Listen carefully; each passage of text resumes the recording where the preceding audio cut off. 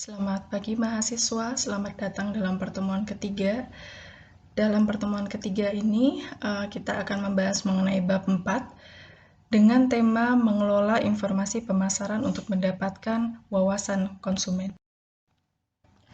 Bagi perusahaan adalah hal yang sangat penting untuk bisa menciptakan nilai dan juga membangun hubungan dengan konsumen. Juga tujuan untuk menciptakan kepuasan bagi konsumen. Oleh karena itu, bagi perusahaan mendapatkan informasi yang segar, yang dalam tentang konsumen adalah sesuatu yang sangat penting, terutama untuk mengetahui keinginan dan kebutuhan konsumen. Selain itu, informasi pemasaran juga berguna untuk membangun keunggulan kompetitif dibandingkan dengan pesaing.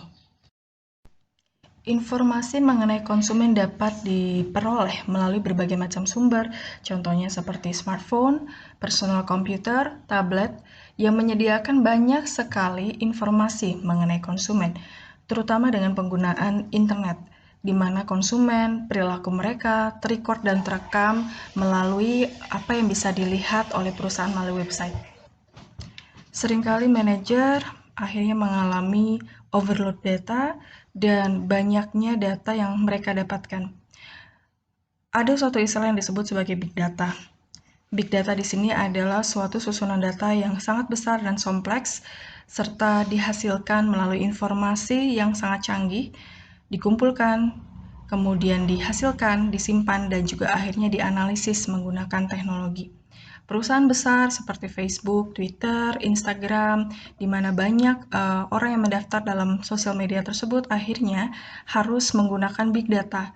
Dalam susunan data yang kompleks, mereka harus mengolah dan sedemikian rupa melalui storage yang baik sehingga data itu bisa dimanfaatkan untuk keputusan bisnis.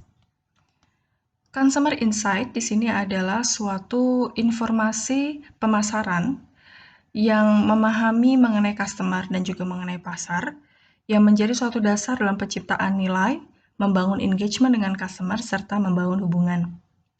Sedangkan bagaimana sih perusahaan supaya bisa mengelola informasi-informasi yang mereka dapatkan melalui berbagai macam sumber? Kita bisa menggunakan yang disebut sebagai Management Information System atau MIS.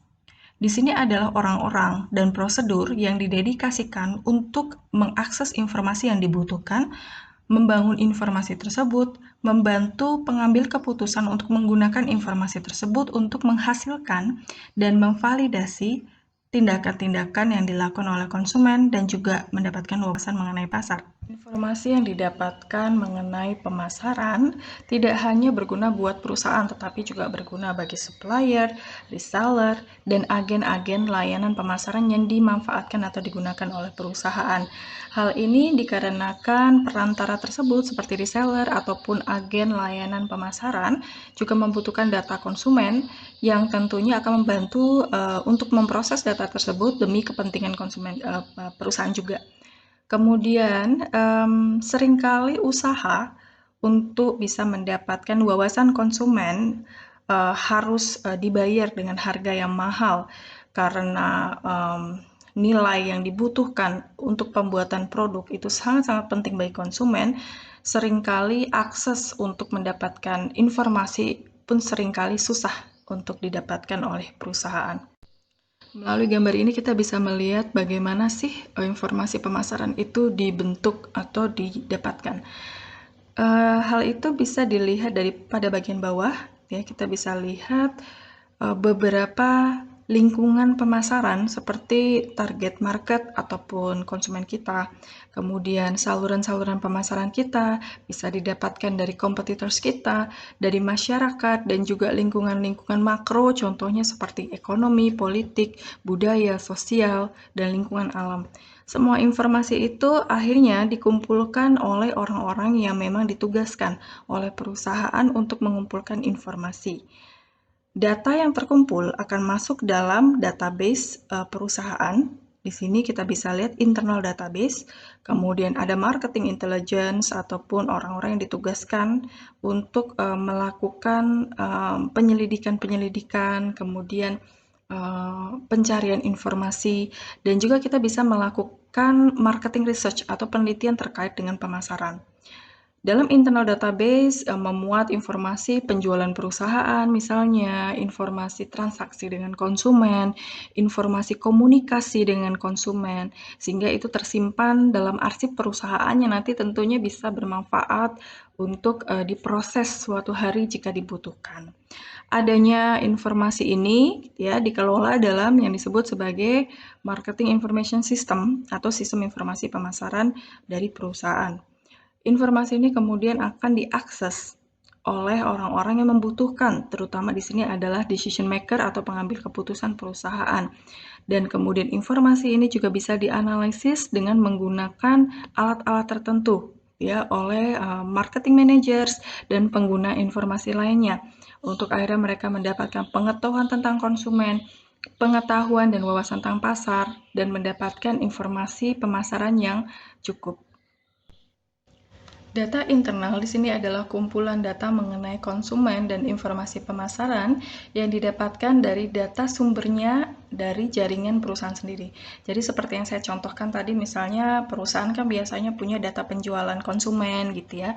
Kemudian berapa jumlah produk yang terjual bulan ini, tahun ini, kemudian siapa konsumen yang melakukan pembelian. Kadang-kadang data itu malah didapatkan oleh konsumen secara lengkap, terutama kalau itu didapatkan melalui website ya. Karena konsumen yang sudah mendaftar menjadi salah satu pembeli dan punya akun di situ malah lebih mudah untuk diakses datanya karena sudah ada nama, kemudian record atau history pembelian, kemudian perilaku mereka ketika mengunjungi satu halaman dengan halaman lainnya dari website perusahaan.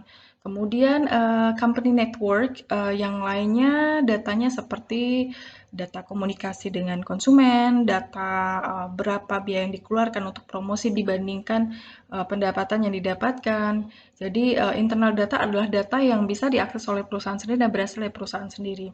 Nah, bagaimana dengan data di luar? Ya, kita akan mengenal yang disebut sebagai competitive marketing intelligence. Di sini biasanya perusahaan akan punya bagian R&D, gitu ya, research and development, yang tugasnya adalah melakukan penelitian-penelitian dan pengembangan produk dari hasil penelitian mereka atau pengembangan strategi dari hasil penelitian mereka. Competitive intelligence di sini adalah systematic monitoring atau monitoring yang sistematis, pengumpulan dan juga analisis dari adanya informasi yang tersedia mengenai konsumen, competitors, dan juga pengembangan-pengembangan yang ada dalam lingkungan pemasaran lainnya seperti lingkungan makro tadi.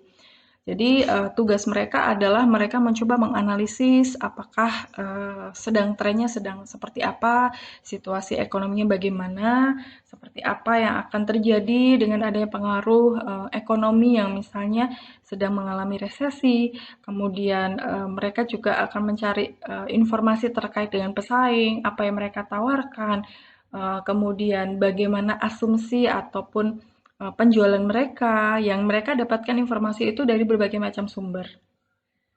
Berikutnya kita akan bicara mengenai riset pemasaran. Riset pemasaran di sini adalah suatu perancangan yang sistematis dalam pengumpulan, analisis data, dan pelaporan data yang terkait dengan situasi pemasaran yang dihadapi oleh perusahaan.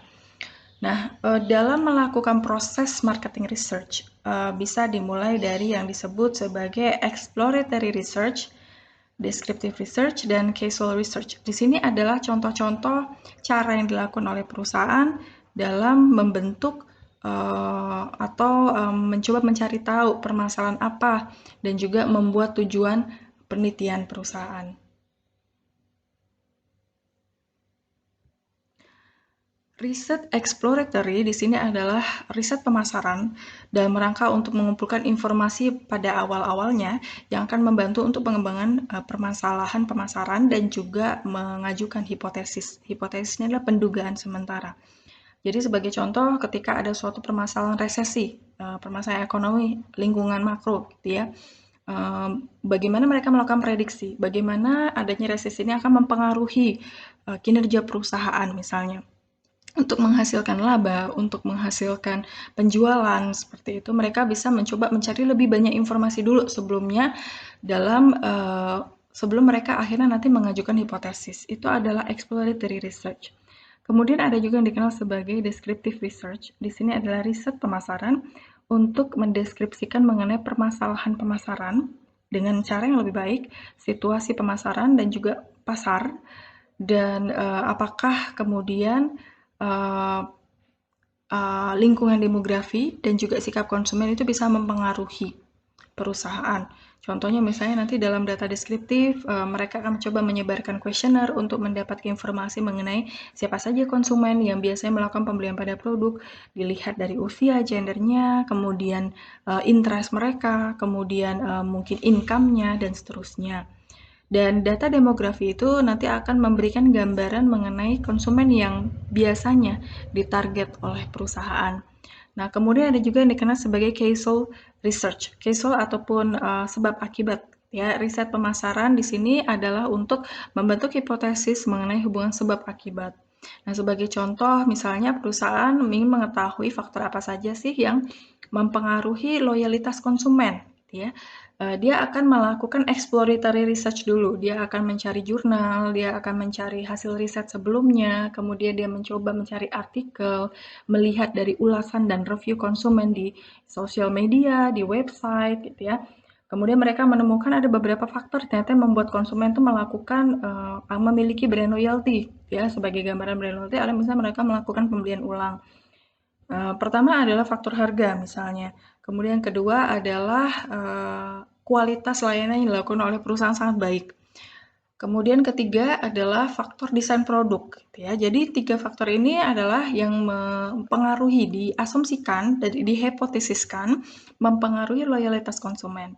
Nah, nantinya perusahaan akan melakukan proses analisis melalui pengumpulan data yang mereka dapatkan untuk mengetahui di antara 3 ini mana yang paling besar pengaruhnya untuk membentuk brand loyalty, ataupun apakah benar-benar 3 variabel ini punya pengaruh atau tidak pada brand loyalitas, seperti itu. Itu adalah causal research.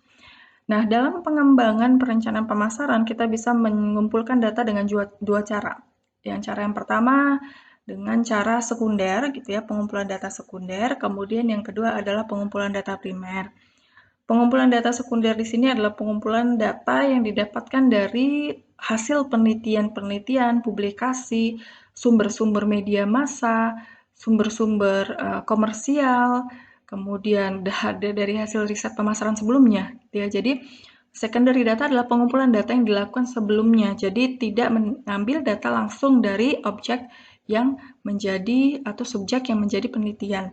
Sedangkan primary data adalah pengumpulan langsung ke lapangan. Jadi misalnya kalau ingin mengetahui mengenai perilaku konsumen, langsung ditanya ke konsumennya melalui wawancara, melalui kuesioner. Itu adalah primary data atau melalui interview. Berikut ini kita melihat beberapa proses dari melakukan riset, gitu ya. Dimulai dari mendefinisikan permasalahan atau juga mendefinisikan kesempatan yang ada. Jadi contohnya misalnya kita melihat perkembangan teknologi ini memampukan untuk perusahaan itu bisa menjualkan produknya dengan lebih mudah menggunakan sharing ekonomi, ya, teknologi yang menggunakan sharing ekonomi sebagai contohnya seperti Grab ataupun seperti Gojek, dan juga banyak transportasi online yang memberikan fasilitas untuk mereka bisa menjualkan produk perusahaan melalui GoSend ataupun GoFood. Kemudian kita mau melihat dengan adanya perkembangan sharing teknologi yang mendukung sharing ekonomi di sini, apakah itu akan berpengaruh pada penjualan perusahaan atau tidak. Jadi itu adalah misalnya mendefinisikan opportunity, gitu ya, kesempatan yang akan didapatkan oleh perusahaan. Setelah kita tahu apa yang menjadi masalah dan apa yang dieksplorasi, kita mulai mendesain risetnya.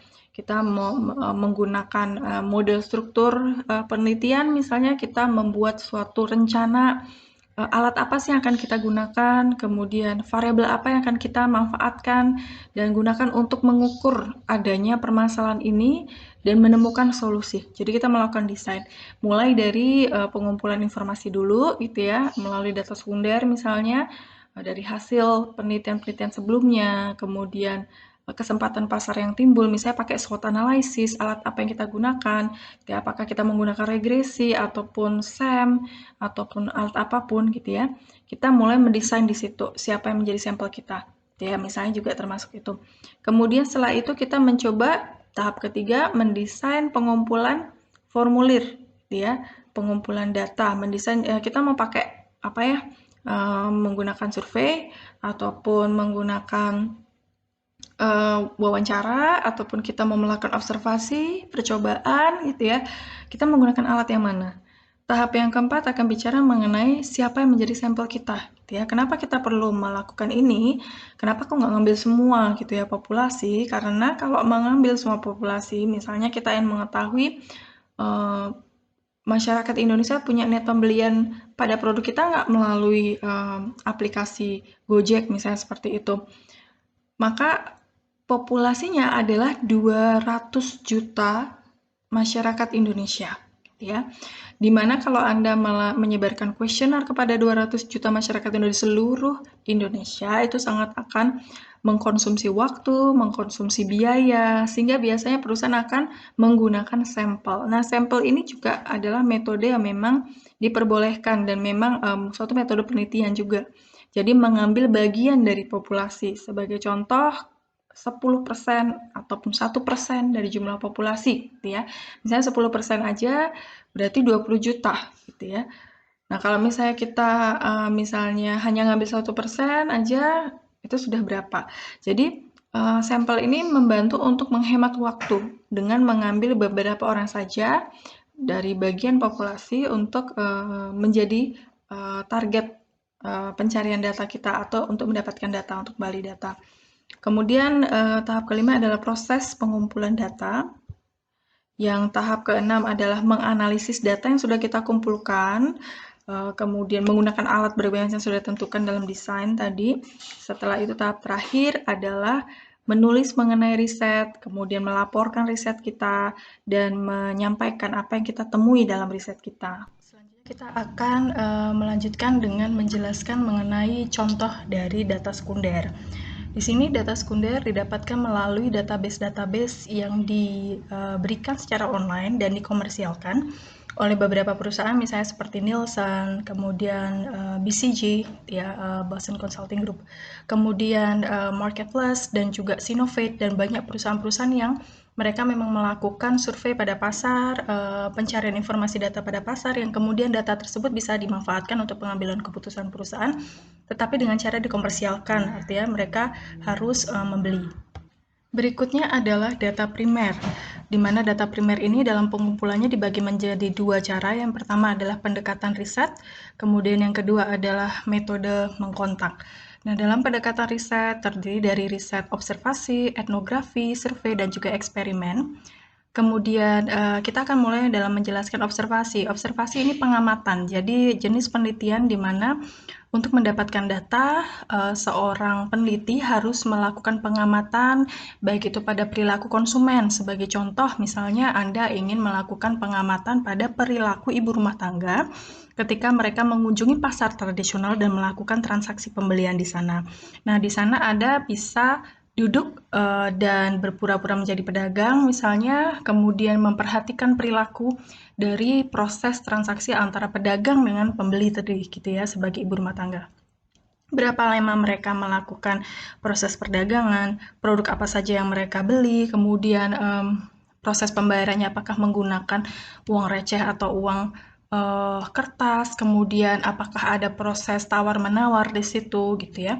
Jadi itu adalah pengamatan. Pengamatan juga bisa dilakukan dengan CCTV misalnya, untuk membuat objek yang diamati menjadi tidak terganggu, maka kita bisa juga menggunakan CCTV.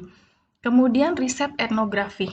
Riset etnografi di sini adalah suatu riset yang dilakukan di mana untuk pengumpulan data, si peneliti harus hidup bersama-sama dengan objek yang diteliti. Nah, sebagai contoh, teman saya pernah melakukan riset melalui perusahaannya. Kemudian dia diminta untuk mengetahui bagaimana sih perilaku seseorang mulai dia baru bangun pagi, aktivitas paginya, sampai dia berangkat ke sekolah atau ke kantor. Jadi untuk bisa mengetahui perilaku tersebut, dia harus mengunjungi beberapa objek penelitian, kemudian memohon izin, lalu setelah itu untuk tinggal di situ, kemudian mengikuti setiap aktivitas yang dilakukan oleh subjek objek penelitian. Kemudian misalnya seorang aktor mencoba untuk memerankan menjadi anak pang. Nah, untuk bisa menghayati peran tersebut, dia harus melakukan studi etnografi. Misalnya dengan tinggal bersama dengan anak pang, hidup seperti anak pang, Kemudian dia mencoba mengikuti perilaku anak pang, kemudian misalnya dia mencoba menggunakan pakaian anak pang, hidup seperti anak pang. Kemudian akhirnya di situ akan dia melihat, oh seperti ini sih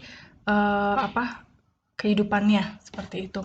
Kemudian yang berikutnya adalah riset dengan menggunakan survei. Dari riset menggunakan survei ini akan dilaksanakan dengan menggunakan penyebaran kuesioner. Ya, jadi pertanyaannya disediakan, kemudian akan disebarkan kepada responden. Lalu yang berikut adalah riset eksperimen, di mana dalam riset eksperimen ini seperti namanya, eksperimen adalah percobaan, di mana misalnya akan dilakukan suatu percobaan. Saya memiliki 2 kelas gitu ya, manajemen pemasaran. Misalnya kelas yang pertama saya treatment dengan banyak pemberian musik ketika aktivitas kelas, kemudian di kelas yang satunya tidak saya berikan musik sama sekali. Pada akhir semester saya akan melihat apakah musik itu berpengaruh pada prestasi akademik gitu ya. Maka bisa dilihat perbandingannya. Itu adalah riset eksperimen. Nah, untuk melakukan riset eksperimen, objek yang menjadi penelitian itu tidak diperbolehkan untuk mengetahui supaya tidak terjadi manipulasi perilaku. Kemudian yang berikut adalah metode kontak, di mana konsumen, narasumber, responden gitu ya, dikirimi surat, telepon, atau melakukan interview secara personal untuk mengetahui pendapat mereka terhadap produk, ataupun melakukan riset pemasaran yang dilakukan secara online juga. Berikutnya, saya akan menjelaskan mengenai sampling plan. Jadi, sampling plan ini adalah bagian dari metode untuk mendapatkan sampel.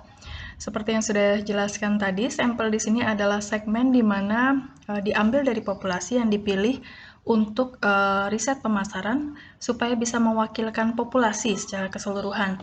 Adapun tujuan penetapan atau pembuatan sampel di sini, penggunaan sampel adalah supaya menghemat waktu dan menghemat biaya jika jumlah populasi sangat besar. Nah, beberapa riset instrumen yang bisa digunakan antara lain seperti penggunaan kuesioner ataupun instrumen mekanis seperti yang ada di laboratorium gitu ya, seperti bottle lab, kemudian alat untuk mengukur dan seterusnya, itu disebut sebagai mechanical instruments. Biasanya ada dalam riset yang bersifat percobaan atau eksperimen. Berbagai macam metode sampel yang bisa dilakukan, misalnya seperti pemilihan secara random, kemudian pemilihan stratified, kemudian ada yang disebut sebagai convenience, purposive, ataupun snowball. Lebih dalam lagi nanti akan Anda pelajari dalam mata kuliah riset metodologi. Nah, setelah pengumpulan data itu dilakukan, kemudian data itu dianalisis, diinterpretasikan makna dari data tersebut, lalu kemudian akan dilaporkan kepada pihak-pihak yang membutuhkan data.